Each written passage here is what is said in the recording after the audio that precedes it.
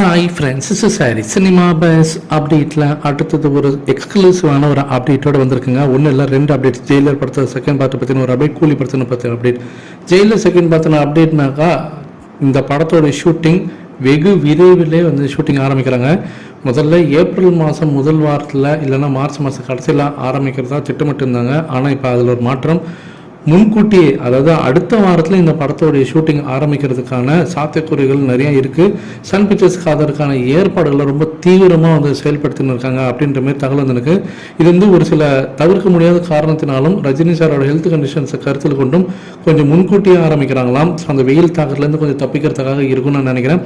அதுவும் இல்லாமல் இந்த படத்தில் வந்து சிவராஜ்குமார், மோகன்லால் அவர்கள் 2 பேருமே மீண்டும் வந்து இடம்பெற போகிறாங்க. அவங்களோட கால் ஷீட்டுக்கான அந்த அட்ஜஸ்ட்மெண்ட்டுக்கு ஏற்றா போல் இந்த படத்தோட ஷூட்டிங் கொஞ்சம் ப்ரீபோன் ஆகிடுச்சு அப்படின்ற மாதிரி சொல்லிட்டுருக்காங்க.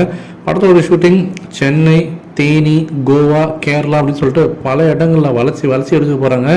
ஸோ எந்த அளவுக்கு நீங்கள் தரமாக எதிர்பார்த்து காத்திருக்கீங்க. ஸோ அன்றைக்கமாக அடுத்த வாரம் ஷூட்டிங் ஆரம்பிக்கும் போது ஏதாவது ஒரு அனௌன்ஸ்மெண்ட் வரும்னு நினைக்கிறேன். ஸோ வெயிட் பண்ணி பார்ப்போம். அடுத்தது கூலி படத்தில் அப்டேட்.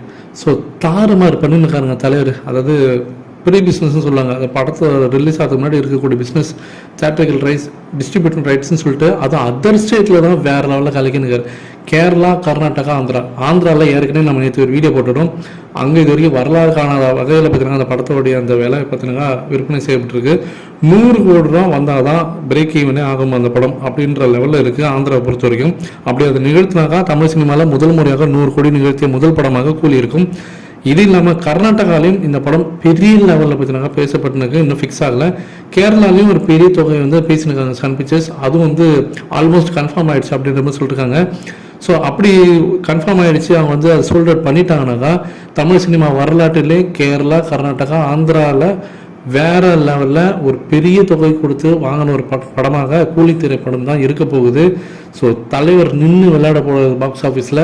நீங்கள் எந்த அளவுக்கு எதிர்பார்த்து காத்திருக்கீங்க அப்படின்றத மறக்காமல் கீழே சொல்லுங்கள் ஃப்ரெண்ட்ஸ்.